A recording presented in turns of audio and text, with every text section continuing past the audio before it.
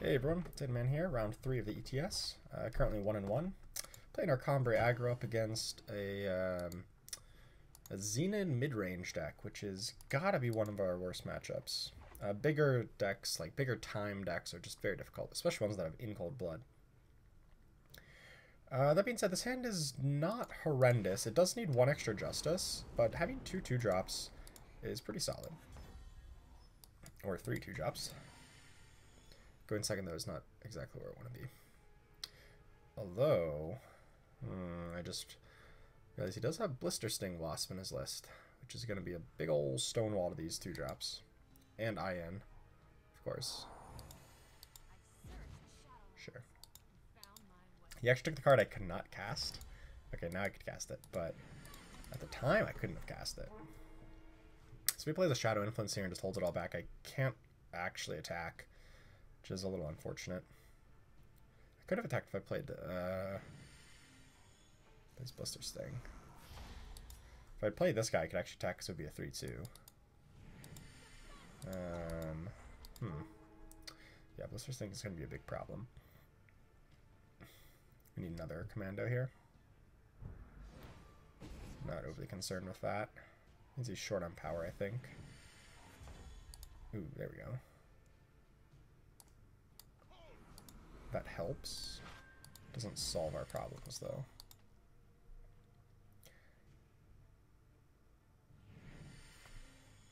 Now I can kill it with an initiation. Oh, jeez, now I need a vanquish. Oh, no vanquish to be found. Yeah, this is the big problem with this deck, is that if they have things like World Rare Behemoth, Sandstorm Titans, things like that are just very, very difficult for me to deal with. I mean, I do have the full 4 of Vanquishes, but, you know, you don't always draw them.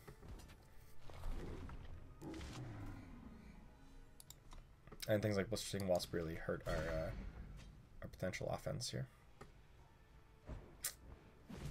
Okay. That's all he's got. If he doesn't have an IN on top of this... let's just buff, I guess, one of the ones that has Aegis. He has a fast spell. Another banish, perhaps. Sorry, excuse me. So it's really good that we attack like this. Because if we put it on Carnwatch Paladin, he obviously could banish that one.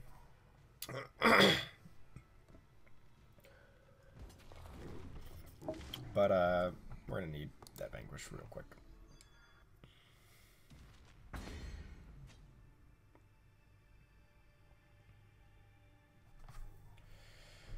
Which is his own Carnosaur. Alright, that's probably game over here. Yeah, we do. I mean, drawing 8 power doesn't really help. But, you know, this matchup is already pretty bad without Vanquishes. Alright, let's look at the sideboard here. And clone our sideboard. Finest Hours help a lot, but the rest of these not amazing. Healer's no good. Desert Marshal's pretty lackluster. Don't want Runehammer. I guess Runehammer's not the worst. It deals with a lot of his early stuff. Doesn't deal with the big threats that I care about. Titan, World Bear Behemoth, Carnosaur, but it deals with a lot of other things. Stand Together is not amazing, since he doesn't have too many AoE. He has a couple spot removal. Or I guess he's bringing in Strain to Shadow, actually. So let's bring those back in. I don't know if I want the full 4 of. Probably just 3.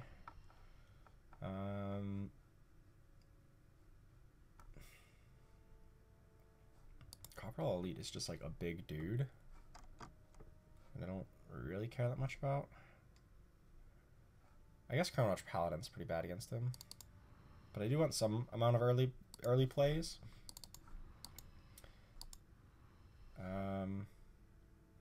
Just cut like that. That's probably fine.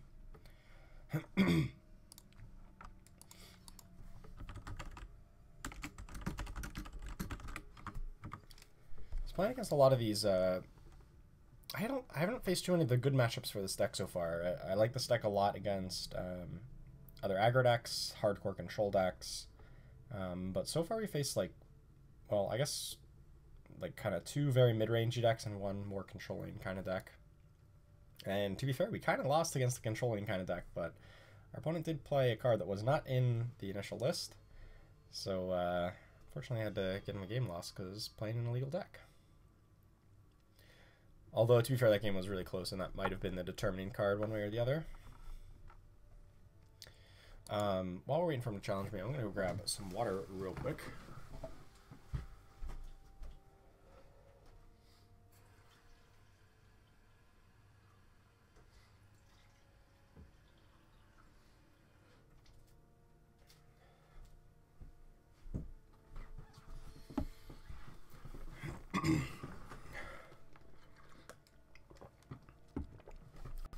Yeah, this Xenon deck is, and like Praxis as well. Bigger Praxis decks are pretty bad matchups for us. We rely on some early aggression, some Aegis threats, some big units that, well, they go a little bit bigger than we do.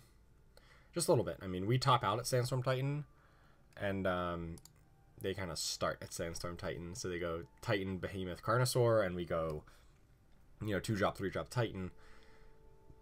And so if they go just, you know, 2, 3, 4, 5, that's going to outclass us. But we can still get there with some tempo from Praxis Displacer. Displacer is really good in this matchup. You know, if I can get some early board advantage, and then they go like Titan hoping to stabilize, well, I just bounce the Titan and, you know, make my attacks, and the next turn they replay the Titan, but then I can, you know, just attack, go wide around it, or maybe have a second removal spell. But that game I didn't even have the first removal spell. To be fair, maybe I kept a not very great hand. You know, that hand had really 2 drops that were kind of low impact against them. So I'll wait for him to challenge me.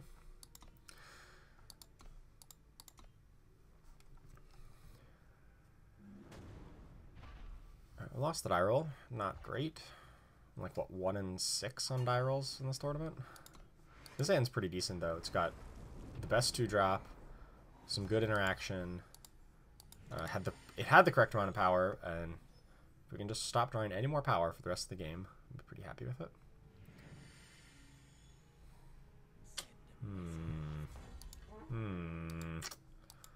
It's unfortunate. I thought, okay, well, against a lot of his stuff, I can protect, but I guess all of his 2-drops have Deadly, which makes it a little difficult to deal with. I think I just...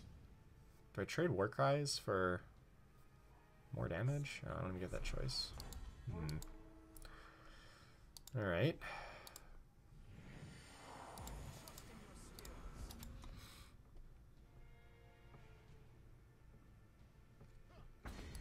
He's gonna just take this trade. So he probably has like an Annihilate or, I mean, Banish, Xenon Initiation, Cold Blood. He's got a lot of ways to kill this guy. That's probably one of the best ways. Initiation.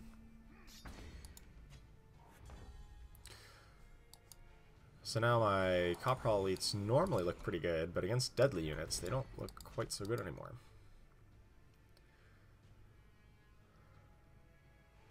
But he does only have 2 deadly units, and I kind of have 3 threats here. Yep, there's his 3rd deadly unit. This will block. So a million Warcries go off. I guess he does have Dark Returns. That's probably not the way I wanted things to work. Man, I like this guy's list a lot too. I mean, he's stuck on 3. That probably means he just has like a handful of Titans and Cold Bloods and all that stuff. Probably. But I've got Vanquishes. So if he just has like a hand of a couple Titans... Sure. I mean, that's annoying because it's a 3-cost kill my guy, but... Okay, that's very nice that he just, you know, wasted his play there. I would have liked to draw a unit here the turn after he Varith's favors, but that was not to be.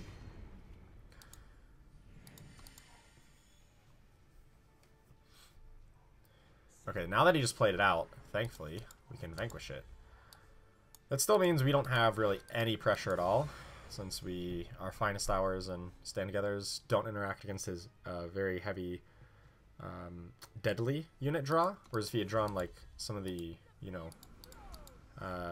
bigger units that didn't have deadly, Sandstorm Titans, Behemoths, Carnosaurs, the like, this draw would have been a whole lot better.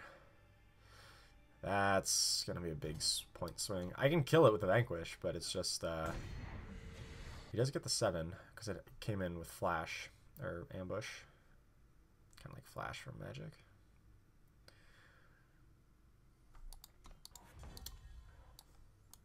But we're pretty darn flooded on this power situation here. He probably has another IN, but we can beat that with Finest Hour. I probably should have held that power in case we draw a student.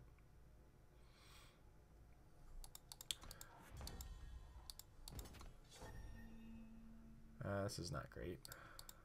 This is actually pretty bad. We're drawing a bunch of low impact cards, and he, as soon as he draws a power, we are behind. Ooh, hello. Because then his hand presumably has a bunch of, you know, 4-drops. That was pretty decent, though, to help this offense keep on going and send him behind on tempo a little bit. If he hadn't gained that 7, he's actually kind of in burnout range, because we got like 7 points of burn in our hand. Like, he could essentially be at 11, and then we're threatening, you know, threatening that 7 points of burn here. But he did gain it, so we're going to have to probably use these to trade with units instead. Dark Return. Presumably he's going to grab the 7/7 IN. No, he grabs the 4/4 Rip Knife. Interesting. I guess that's the only one he can cast. If he drew another power... Okay, well, that's... means I can trade at least. If he had got up to the 7/7 IN and he just drawn a power, we just straight up lose. Like, that's not even a question.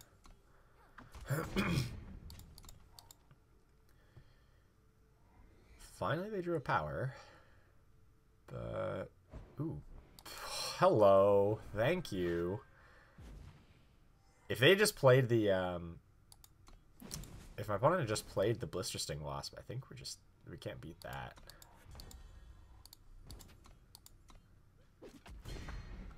And now we might have a chance here. Right? Because we've got 2 Fatal Attackers with the Finest Hour. Presumably he has like Titans and Behemoths and Carnosaurs for days here. There's one Blister Sting.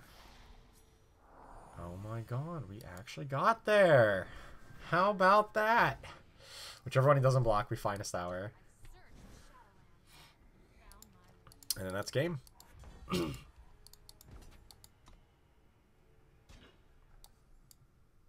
Okay, so game 3 coming up here. Opponent got stuck on 3 forever and had a handful of 4-drops. I guess that's how that works.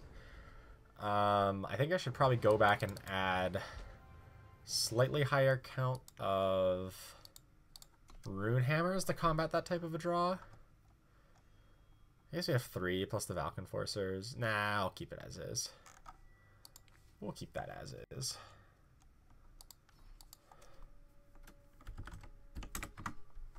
Alright, ready for game 3. Let's do some crafting here real quick. Same list. And hopefully we can replicate that magic. I don't know. Nope, lost the die roll again. That doesn't help.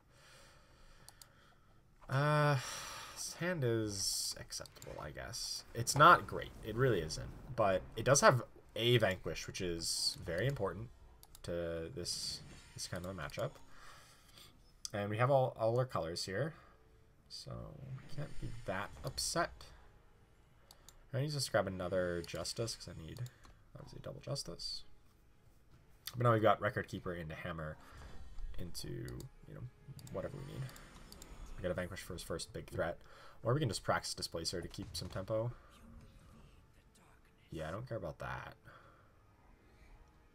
If he banishes, then he gets value, but then I get to hammer on an empty board here. I'm still just going to hammer on an empty... Just going to hammer here. He didn't have a stop, so he doesn't have another IN. Nice. Nice! World Rare Behemoth, I bounce it and continue bashing. Reinhardt. That's the same as World Guard Behemoth.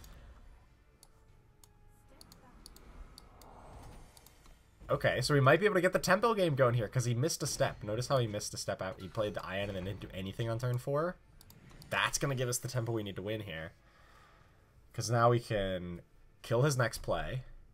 Unless that's a Carnosaur, then maybe we don't just win right up, or win like straight up, but we're still in really good shape even if he has a Carnosaur.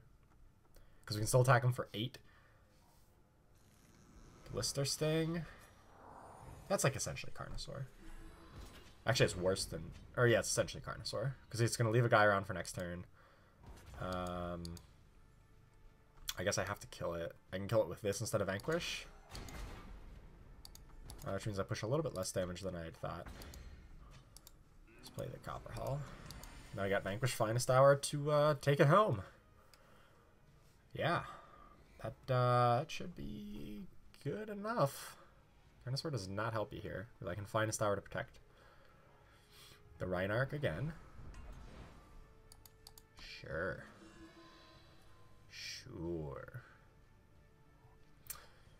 And game over. Okay, so Vanquish. Attack with both. Finest Hour. And boom. Boom. Got him. Alright. A fast start. Plus the tempo cards like I kind of described in around the early part of the match. Got us there. Nice. 2-1.